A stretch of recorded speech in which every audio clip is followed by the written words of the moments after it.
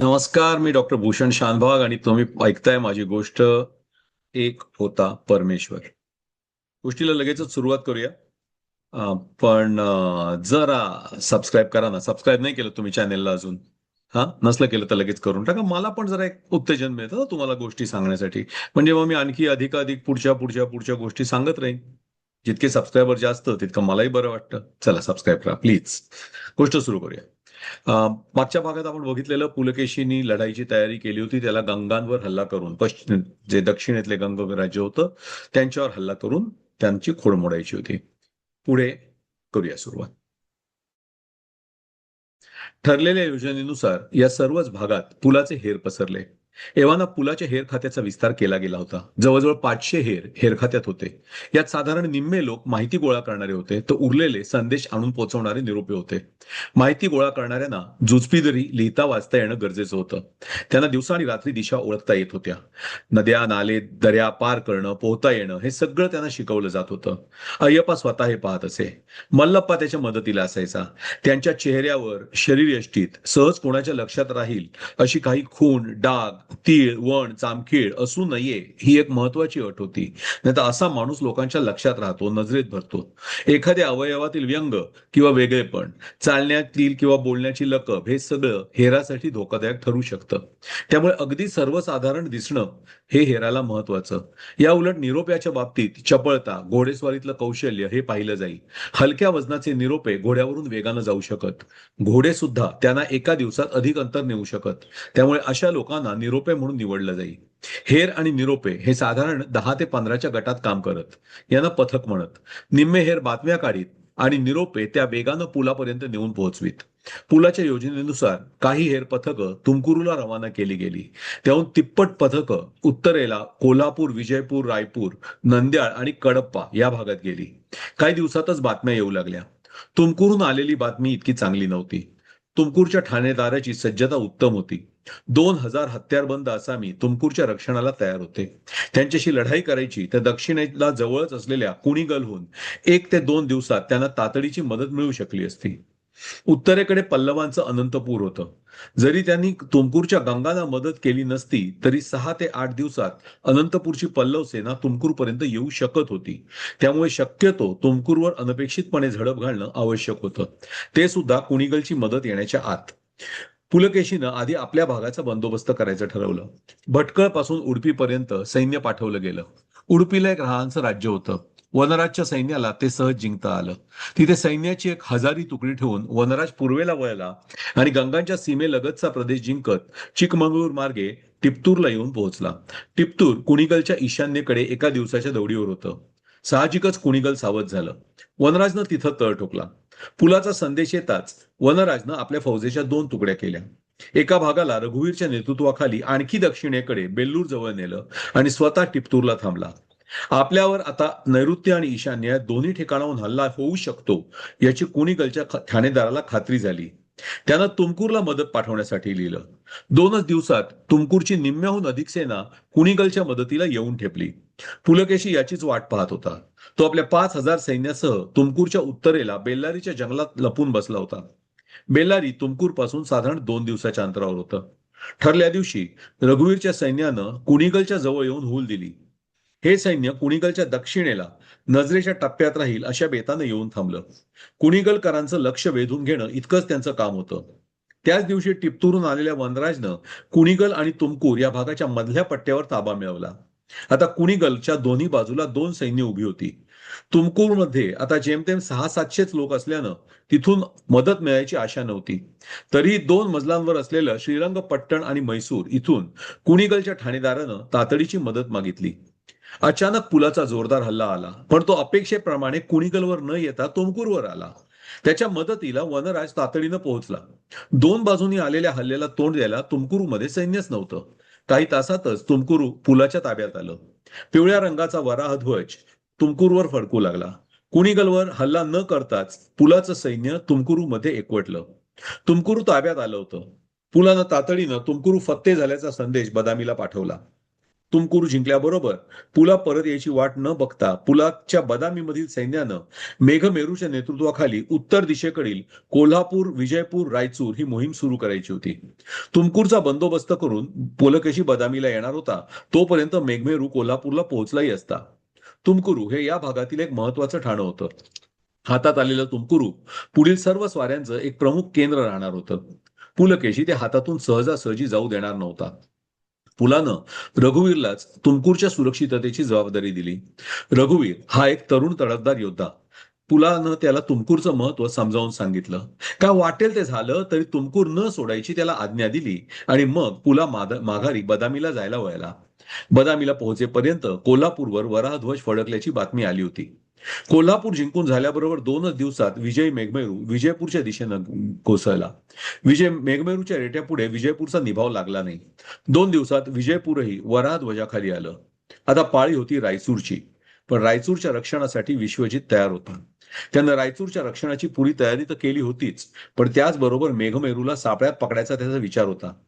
विश्वजितनं आपल्या सैन्याचा एक भाग रायचूरच्या उत्तरेकडे पाठवला आणि दक्षिणेकडे तो स्वतः निम्म्या सैन्यासह रायचूर आणि बदामीच्या मध्ये येऊन टाकला.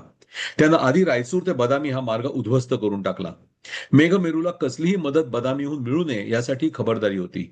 याची कल्पना नसलेला मेघमेरू वेगानं रायचूरवर चालून आला आणि उत्तरेकडून त्याच्या सैन्यावर हल्ला सुरू झाला. त्या हल्ल्याला तोंड द्यायला मेघमेरू उत्तरेकडे वळला आणि त्याच्या पिछाडीवर विश्वजित चालून आला. 1000 स्वारांचं मोल देऊन मेघमेरू कसा बसा त्या चिमट्यातून निसटला. विश्वजितचं नुकसान त्या तुलनेत नगण्य होतं. मेघमेरू विश्वजितच्या सैन्याच्या उत्तरेकडे निसटला होता. त्याला बदामीकडे यायचं तर मध्ये विश्वजितच्या सैन्याची गाठ घ्यावीच लागली असती. बदामीला जायचा रस्ता उद्ध्वस्त झाल्याचं त्याला माहीत नव्हतं. त्याच्याकडे बातम्या घेऊन जाणारे खबरी विश्वजितच्या सैन्यानं मध्येच धरले होते. त्याला बदामीहून मदतही पाठवता येत नव्हती. काय करायचं? पुलाच्या डोक्यात विचार सुरू झाले. उत्तर सापडत नव्हतं. संध्याकाळी पुलाला बेचैन पाहून दुर्लभा त्याच्याजवळ आली. काय झालं? तिनं विचारलं. पुला म्हणाला, काही नाही. मला परत सांगताय? तुम्ही बेचैन झालात याचाच अर्थ मोठी समस्या आहे निश्चित. आता सांगा काय झालं? तरीही पुला काही सांगेना. शेवटी दुर्लभानं पुलाला बाहेर काढलं. दोघे घोड्यावर बसून मलप्रभा नदीच्या काठानं जाऊ लागले. जवळपास कोणी नव्हतं. दुर्लभानं परत विचारलं, काय झालंय तरी काय? मेघमेरू सैन्यासह रायचूर जवळ अडकलाय. विश्वजित त्याला अडवून बसलाय. मेघमेरूला स्वतःलाही जखम झालीय. त्याच्या सैन्याची बरीच नासाडी झालीय. तिथे अन्नाचा तुटवडा पडायला लागलाय अशी खबर आजच आली आहे. काही करून त्याला तिथून सोडवायला हवंय, नाहीतर शरण जाण्यापलीकडे त्याच्याकडे पर्याय राहणार नाही. दुर्लभा क्षणभर विचारात पडली. मग म्हणाली, बदामीमध्ये सध्या किती सैन्य आहे? 15,000. पण त्यापैकी 10,000 बदामीच्या रक्षणासाठी राखीव आहे. असू दे. 5,000 इथे ठेवून तुम्ही कडप्पावर चालून जाऊ शकता. सगळीकडे आपलं सैन्य पसरलेलं असताना इथल्या रक्षणासाठी 5,000 खूप झाले. कडप्पा आणि त्याच्या आजूबाजूचा भाग भुईसपाट करू शकता. गरज पडली तर तिथून अनंतपूर जवळच आहे. त्यावर धावता हल्ला करून ते लुटू शकता. या भागावर हल्ला झाला तर विश्वजितला त्याच्या रक्षणासाठी तेथे जावंच लागेल. आणि विश्वजितनं माझा मार्ग अडवला तर तुम्हाला तुमकुरूकडे सरकून त्याच्या पकडीतून निसटता येईल. या उलट जर वनराजची सेना इथे बोलावून घेतलीत तर ती विश्वजितची पिछाडी मारून काढू शकेल. पुला प्रसन्नपणे हसला. आपल्या आज्ञेची ताबडतोब अंमलबजावणी केली जाईल राणी सरकार. इतकं बोलून तो त्वरेनं घरी जायला निघाला. दुसऱ्या दिवशी पुलकेशीनं वनराजला निरोप पाठवला.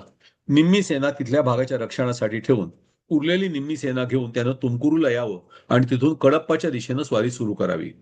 पुलकेशी स्वतः कडप्पावर चालून गेला आणि त्याने कडप्पाला वेढा दिला. बरोबर लिंगण्णा आणि केशव होते. सैन्यालाही विश्रांती मिळाली. तिथे 7 दिवसात वनराज येऊन मिळाला. वनराज आल्याबरोबर कडप्पाच्या वेड्याचं काम वनराजवर सोपवून आपल्या विश्रांतीमुळे ताज्या झालेल्या सैन्याला घेऊन पुलकेशी नंद्याळवर चालून गेला. ही बातमी विश्वजित पर्यंत पोहोचली. तुमकुरू, कडप्पा आणि नंद्याळ हा पट्टा जर हातातून गेला असता तर अनंतपूर सारखं समृद्ध शहर पल्लवांच्या इतर साम्राज्यापासून तुटलं असतं आणि अलगद पुलकेशीच्या हातात पडलं असतं. त्यामुळे नंद्याळ कडप्पा हातातून जाऊन देणं पल्लवांना परवडणारं नव्हतं.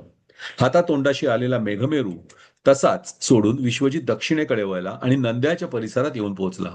पण पुलाच्या हेरांनी मेघमेरूचा फास सुटला असून विश्वजित नंद्याच्या रोखानं निघाल्याची बातमी आणून दिली. त्याचबरोबर नंद्याळवरची आपली पकड सोडून पुला वेगानं अनंतपूरच्या दिशेनं निघाला. विश्वजित नंद्याळला पोहोचेपर्यंत वनराजनं कडप्पा जिंकलं होतं. आता उत्तरेला विजयपूर, रायचूर आणि दक्षिणेला तुमकुरू, कडप्पा पुलाच्या हातात होतं. तर मध्ये नंद्याळ ते अनंतपूर हा प्रदेश पल्लवांकडे होता. पाचर मारल्यासारखा. पुलानं जशी अनंतपूरकडे धाव घेतली तसा त्याचा पाठलाग करत विश्वजितही अनंतपूरच्या दिशेनं निघाला. त्याला पुलानं अनंतपूरवर हल्ला करायच्या आधी पुलाला गाठायचं होतं. अनंतपूरला पोहोचायच्या आधी विश्वजित आपल्याला गाठणार याची पुलानं खात्री करून घेतली. अनंतपूर अजून सुमारे 30 कोस दूर होतं.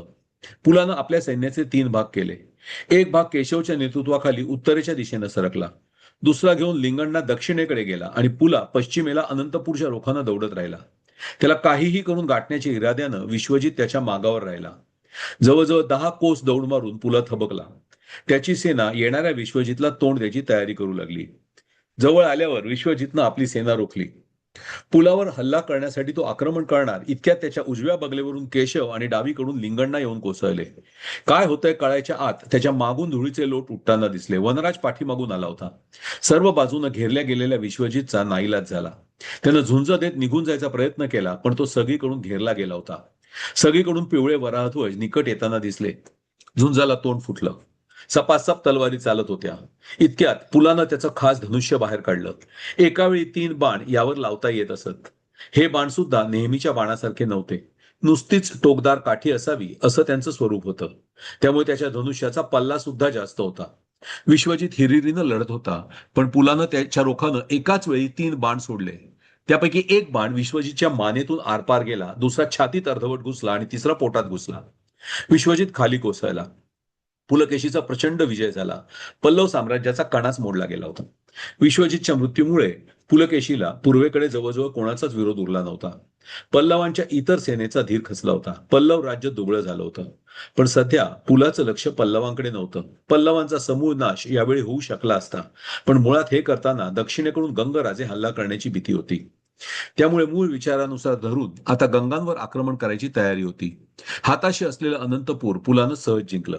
पण नंतर नंद्या कडप्पाच्या पूर्वेला जाऊन पल्लवांवर आक्रमण इतक्यात न करायचं पुलानं ठरवलं. पुलकेशीच्या एकामागोमाग एक विजयामुळे गंगांवरही दबाव पडला होता. विश्वजितचा विनाश ही काही साधारण घटना नव्हती. काहीही करून पुलकेशीपासून स्वतःचा बचाव करण्याची गरज होती. गंगांनी आपला वकील पुलकेशीकडे पाठवला. एकमेकांकडे विनाकारण हल्ला न करण्याच्या संधीचा प्रस्ताव घेऊन तो आला होता. एका अर्थानं हा पुलाचा विजयच होता, कारण संधी 2 राजांमध्ये होत असतो.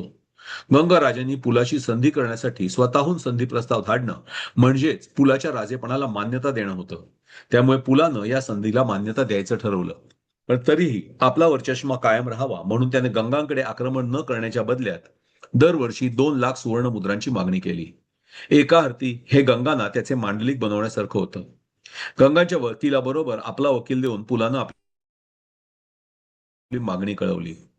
पुलानं आता त्याच्या राज्याच्या सर्व बाजूंची नाकेबंदी पूर्ण करत आणली होती. भटकळ, शिवमोगा, तुमकुरू या पट्ट्यानं त्याची दक्षिण सुरक्षित केली होती.